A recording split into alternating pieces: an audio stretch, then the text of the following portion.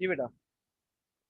तो हमारा जो सीक्वेंस के लिहाज से जो अगला टॉपिक होना है वो एक्सट्रैक्शन ऑफ सोडियम का होना है बाय डाउन सेल। लेकिन एक्सट्रैक्शन ऑफ सोडियम का जो ये टॉपिक है ये थोड़ा सा तवील है, और प्रोसेस है ये पूरा बेसिकली। तो प्रोसेस को करने और समझने के लिए थोड़ा सा टाइम चाहिए, क्योंकि आज पहली क्लास है। सीक्वेंस हमारी जरा सी आउट हुई हुई है, चीजें जरा सी mesmerize है। तो हम अभी उस टॉपिक के बदले उसके बाद जो टॉपिक है उस पर जा रहे हैं, जो उसी से रिलेटेड है। ठीक है। टॉपिक क्या है? फिजिकल प्रॉपर्टीज है सोडियम की।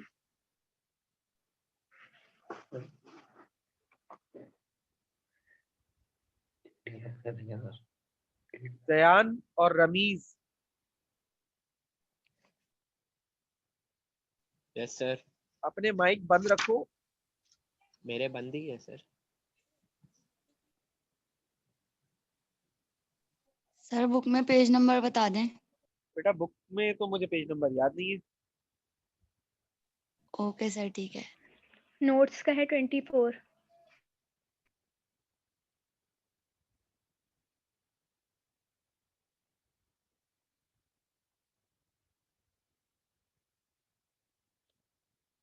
ठीक है भाई, फिजिकल प्रॉपर्टीज सोडियम की। अच्छा, अब सोडियम की फिजिकल प्रॉपर्टीज में पहली बात तो ये कि ये एक लाइट मेटल है। ठीक है। लाइट मेटल इसे क्यों कह रहे हैं? देखो, जो डी ब्लॉक फैमिली है ना हमारे पास पीरियोडिक टेबल में, यहाँ पर एस ब्लॉक होता है, और ये इस हिस्से में यहाँ पर डी ब्लॉक होता है। ये अगर पीरियोडिक टेबल की शक्ल है मान लो, तो ये वाला जो हिस्सा है ये डी ब्लॉक का है। अच्छा, और ये हिस्सा एस ब्लॉक का है। तो डी ब्लॉक के जितने भी मेटल्स होते हैं वो कहलाते हैं हैवी मेटल्स, और एस ब्लॉक के जितने भी मेटल्स होते हैं वो कहलाते हैं लाइट मेटल्स। ठीक है ना? तो it is a light metal. इसको लाइट मेटल क्यों कहते हैं? क्योंकि डी ब्लॉक के एलिमेंट्स की हाई डेंसिटी होती है। ठीक है, इनकी डेंसिटी ज्यादा होती है। मेटल्स होते हैं और इनकी डेंसिटी ज्यादा होती है।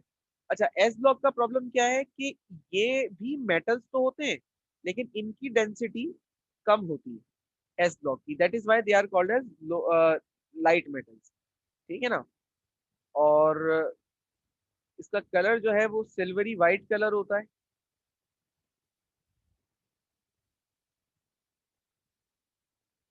ठीक है, सिल्वरी वाइट कलर का होता है ये।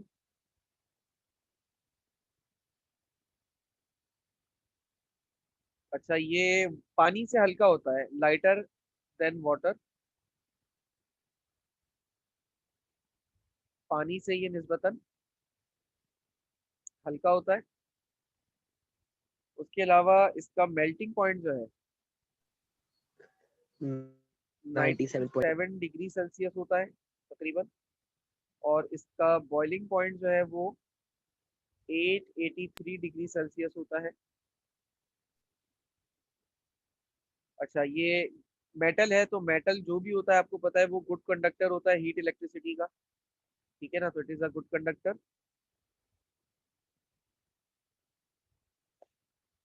उसके अलावा ये मेलिएबल और डक्टाइल होता है। अच्छा, मेलिएबल किसे कहते हैं और डक्टाइल किसे कहते हैं? देखो, अगर हम, सर डक्टाइल से हाँ बताओ। सर डक्टाइल से कहते हैं जो आसानी से मुड़ जाए।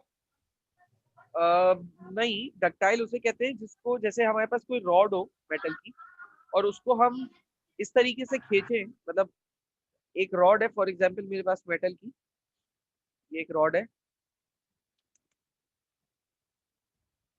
ये एक रॉड है, और इस रॉड पर मैं लेफ्ट साइड और राइट साइड, बोथ साइड पर फोर्स लगाऊं। अच्छा, फोर्स लगाने के नतीजे में क्या होगा कि ये जो मोटी सी रॉड है ये पतली सी हो जाएगी और स्ट्रेट बिल्कुल हो जाएगी। यानी कि इसका जो डायामीटर है वो कम हो जाएगा और लेंथ जो है वो बढ़ जाएगी। इस चीज को कहते हैं डक्टाइल या ductility. Clear? Yes sir clear है।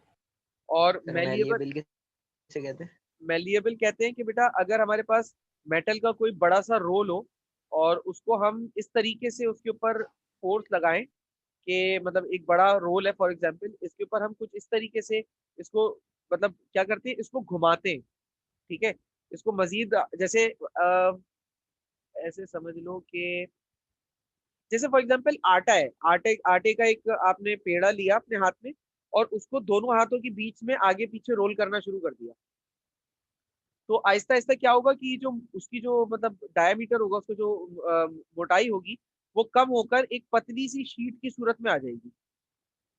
जैसे रोटी बनाते हैं ना, एक पतली सी शीट की एक मोटा सा पेड़ा, जब उसको हम रोल करते हैं, बेलन बेलन रखते हैं, तो वो किस तरीके से एक शीट की सूरत में आ जाता है।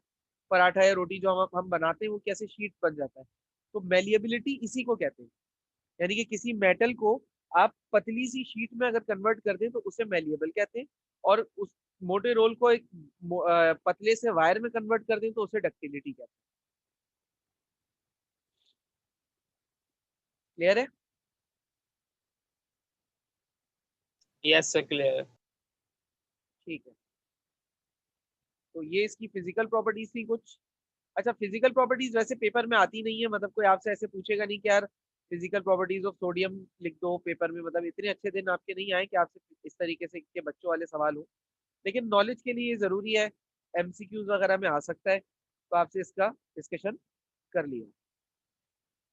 अच्छा, इसके अलावा केमिकल प्रॉपर्टीज,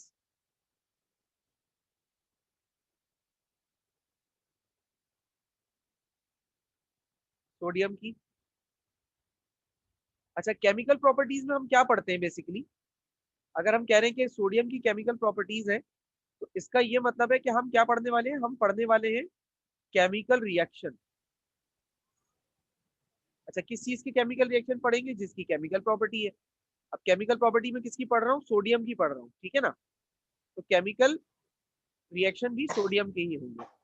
समझ में आ गई बात? अब किसके साथ होंगे, वो मुख्तलिफ चीजें हैं, मुख्तलिफ बातें हैं जिनके साथ इसका रिएक्शन देखा जाएगा, ठीक है ना। अच्छा, सबसे पहला रिएक्शन हमारे पास रिएक्शन विद ऑक्सीजन। ऑक्सीजन के साथ रिएक्शन है।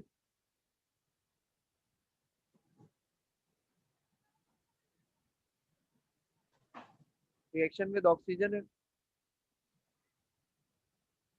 अच्छा, ऑक्सीजन के साथ इसके दो तीन तरह के कंपाउंड्स बनते हैं।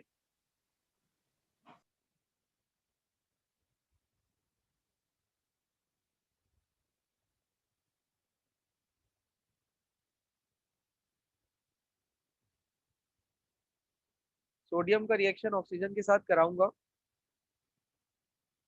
तो Na2O नाम का एक कंपाउंड फॉर्म होता है, सोडियम ऑक्साइड कहते हैं इसे, ठीक है। इसके अलावा सोडियम जो है वो ऑक्सीजन के साथ अगर उसको हल्का सा हीट करके रिएक्ट कराया जाए तो सोडियम पर ऑक्साइड भी फॉर्म करता है। अच्छा, याद रखना, ये जो कंपाउंड है बेटा, इसका नाम है सोडियम ऑक्साइड, और इस वाले कंपाउंड का नाम है बेटा सोडियम पर ऑक्साइड। इसका नाम सोडियम ऑक्साइड, इसका नाम सोडियम पर ऑक्साइड, ठीक है ना। जैसे आपको याद होगा वाटर होता है H2O, वैसे ही क्या होता है H2O2 हाइड्रोजन पर ऑक्साइड, वैसे ही ये सोडियम ऑक्साइड है और ये सोडियम पर ऑक्साइड, ठीक है। ये दो तरह के ऑक्साइड फॉर्म होते हैं सोडियम के ऑक्सीजन के साथ। इसके अलावा और क्या हो सकता है, हाइड्रोजन के साथ हो सकता है इसका रिएक्शन, रिएक्शन विद हाइड्रोजन।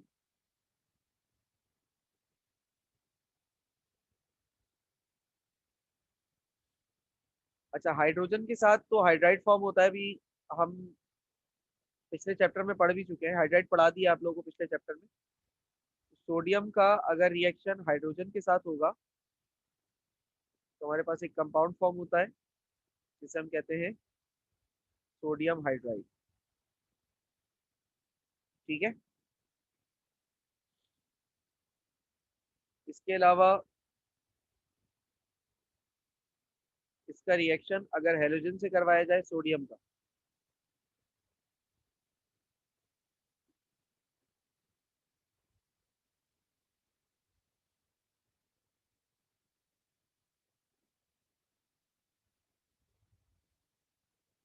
तो सोडियम का रिएक्शन अगर क्लोरीन के साथ कराएं, in the presence of heat होता है ये रिएक्शन भी, तो हमारे पास सोडियम क्लोराइड फॉर्म होगा।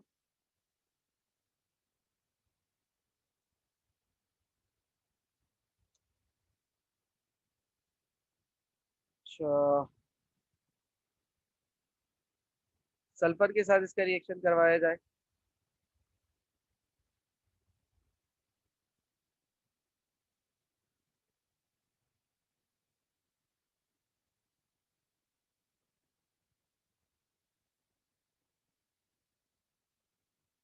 तो sodium plus sulphur,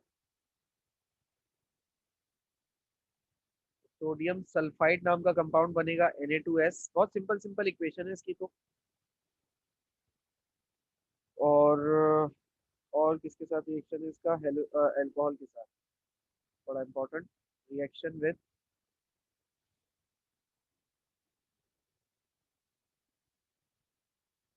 alcohol.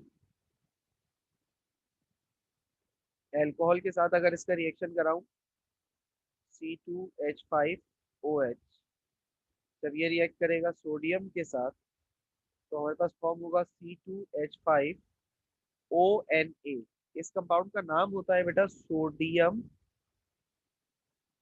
ईथ oxide, sodium ईथ oxide, और साथ में बनती है नेसेंट हाइड्रोजन। अच्छा, ये जो इक्वेशन है बेटा ये चैप्टर 2 में आई थी जब हाइड्रोजन की प्रिपरेशन की बात कर रहे थे, चैप्टर 3 में ये दोबारा आ गई जब रिएक्शन ऑफ सोडियम की बात कर रहे थे, ये चैप्टर 9 में भी दोबारा आएगी जब हम रिएक्शन ऑफ अल्कोहल की बात करेंगे।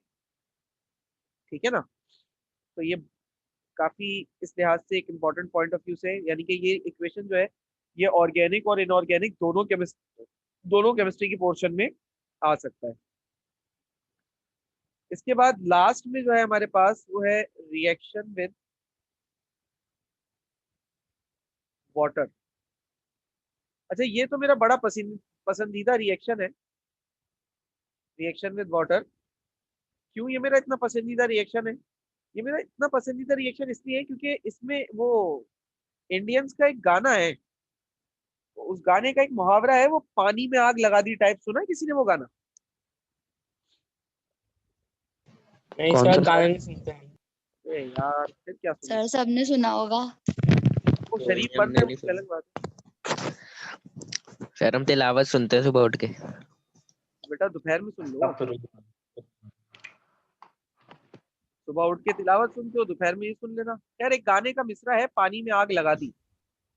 तो पानी में आग कैसे लगती है? पानी में आग ऐसे लगती है, अगर पानी में हम सोडियम मिला दें या डाल दें तो सोडियम हाइड्रोक्साइड फॉर्म होता है और साथ में हाइड्रोजन गैस फॉर्म होती है और पानी में आग लग जाती है। अगर चाहो तो इसको हम दिखा भी सकते हैं, क्योंकि अभी तो हम ई मीन्स यूज कर रहे हैं ना। पहले ये बताओ कि इन रिएक्शन में कोई सवाल है किसी को? बहुत सिंपल सी बात है और बहुत छोटा सा टॉपिक है। नो सर, सवाल नहीं। No sir. सही है, नो सर। ओके बेटा, चले जी, वेरी गुड, बहुत अच्छी बात है फिर तो। अच्छा, तो आज के लिए हम इतना ही रखेंगे, बाकी बात आपसे नेक्स्ट क्लास में करेंगे। और जाना अभी कहीं नहीं है सर क्योंकि लास्ट वाला रिएक्शन दिखा दें। और इसका मुझे नहीं पता था कि वो होता है। रिड्यूसिंग एजेंट, अच्छा जी, तो रिड्यूसिंग एजेंट की इक्वेशन इसलिए भी इम्पोर्टेंट है क्योंकि रिड्यूसिंग एजेंट जो है, रिड्यूसिंग एजेंट यहाँ पे आप लोगों को कल भी मेरे ख्याल से मैंने इसकी डेफिनेशन बताई होगी। Reduction no reaction, sir. Reduction reaction 3 तरह के हो सकते हैं बेटा। कौन कौन से? मैं यहाँ लिख रहा हूँ, एडिशन ऑफ हाइड्रोजन, किसी चीज में हाइड्रोजन ऐड हो जाए तो रिडक्शन हो गई उसकी, या फिर रिमूवल ऑफ ऑक्सीजन, किसी चीज में से ऑक्सीजन रिमूव हो जाए तब भी हम कहेंगे उसकी रिडक्शन हो गई।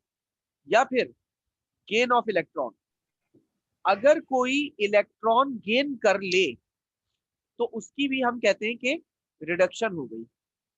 अच्छा, जैसे प्रॉपर्टी एजेंट होता है ना, प्रॉपर्टी एजेंट का क्या काम होता है? प्रॉपर्टी एजेंट का क्या काम होता है? प्रॉपर्टी दिलवाना, खरीदो फरोख्त, रेंटिंग, ये काम होता है, उसे हम क्या कहते हैं? प्रॉपर्टी एजेंट कहते हैं, स्टेट एजेंट या प्रॉपर्टी एजेंट कहते हैं। अब यहाँ पर अगर लफ्ज आ रहा है रिड्यूसिंग एजेंट, तो इसका मतलब ये हुआ कि रिडक्शन करवाने वाला। समझ गए? यस सर, ये बताया आपने पहले भी। ये बताया हुआ है तो बस सही है फिर। तो गेन ऑफ इलेक्ट्रॉन। अच्छा, एक और बात, जो रिड्यूसिंग एजेंट होगा, जो रिड्यूसिंग एजेंट होगा वो बेचारा खुद ऑक्सीडाइज होगा, याद रखना। ऑक्सीडाइज हो रहा है। ठीक है ना? चलो अब इक्वेशन लिख लेते हैं।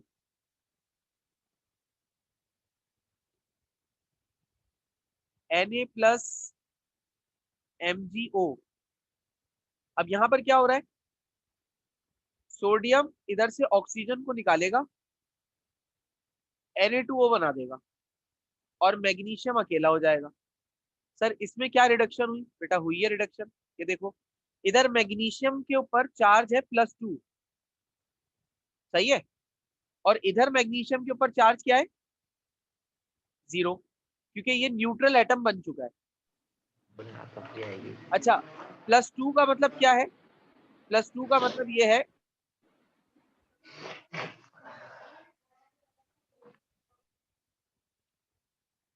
+2 का मतलब क्या है? MgO +2 का मतलब ये है कि इसने 2 इलेक्ट्रॉन लूज किए हैं। ठीक है, अब रिएक्शन के दौरान क्या हुआ कि इसका +2 साइन क्या हो गया? 0 हो गया। देखो प्लस साइन तब आता है जब किसी चीज में से इलेक्ट्रॉन लूज हो रहे हो। जैसे देखो Na न्यूट्रल है, अगर ये अपने अंदर से एक इलेक्ट्रॉन लूज कर देगा तो इस पे +1 चार्ज आ जाएगा। इसी तरीके से Mg न्यूट्रल है, लेकिन अगर ये अपने अंदर से 2 इलेक्ट्रॉन को लूज कर देगा तो इसके ऊपर +2 चार्ज आ जाएगा। अगर यही रिएक्शन उल्टा चले, यानी कि ये 2 इलेक्ट्रॉन गेन कर ले, तो ये क्या हो जाएगा? वापस न्यूट्रल हो जाएगा। यहाँ पर न्यूट्रल हो गया ये, जल्दी देखो। Yes sir. अच्छा, इसी तरीके से अगर मैं सोडियम का रिएक्शन करवाऊं एल्यूमिनियम ऑक्साइड से, तो एल्यूमिनियम ऑक्साइड से जब इसका रिएक्शन होगा तो सोडियम इधर से भी ऑक्सीजन निकालेगा, Na2O बनेगा और बेचारा एल्यूमिनियम अकेला हो जाएगा। लेकिन इस अकेला होने में क्या फायदा है कि इधर इस पर चार्ज था +3, ठीक है, और इधर इस पर चार्ज क्या है? 0। तो इसने क्या कर लिया? इलेक्ट्रॉन गेन कर लिया। ठीक है, इसी तरीके से कार्बन डाइऑक्साइड का रिएक्शन अगर मैं सोडियम से करा दूं तो क्या होगा? अगेन इधर से सोडियम ऑक्सीजन को निकालकर क्या बनाएगा? Na2O बनाएगा। इक्वेशन को बैलेंस करने के लिए इधर 4 लगाओ, इधर 2 करो, और इधर कार्बन अकेला हो जाएगा। अब सिंपल सी बात है, इधर कार्बन पे चार्ज क्या है? इधर कार्बन पे चार्ज है +4 और इधर क्या चार्ज है? 0। सही है। अच्छा एक बात, सर आपको कैसे पता चल रहा है कि इनके ऊपर +2 +3 +4 चार्ज है? बेटा इसमें कोई रॉकेट साइंस नहीं है। ये ग्रुप 2 का एलिमेंट है तो इस पे +2 चार्ज आएगा, ये ग्रुप 3 का एलिमेंट है तो इस पे +3 चार्ज आएगा, ये ग्रुप 4 का एलिमेंट है तो इस पे +4 चार्ज आ जाएगा। जो हमारे पास ऑर्गेनिक वो पीरियोडिक टेबल में ग्रुप्स हैं, ग्रुप 1 से लेकर ग्रुप 3 तक पॉजिटिव चार्ज आता है, ग्रुप 5 से लेकर ग्रुप 7 तक नेगेटिव चार्ज आता है, ग्रुप 4 बीच का है, इसके ऊपर कभी पॉजिटिव आ जाता है कभी नेगेटिव आता है। वो सिचुएशन देखकर पता करते हैं कि वो पॉजिटिव आएगा या नेगेटिव आएगा। ठीक है, तो इसमें बोथ हो सकते हैं, पॉजिटिव और नेगेटिव, याद रखो। समझ गए भाई? Yes sir. कोई सवाल? No sir. नो सर, सब समझ गए। Yes sir. खवातीन आपकी तरफ से कोई नुमाइंदा जवाब दे दे। Yes sir.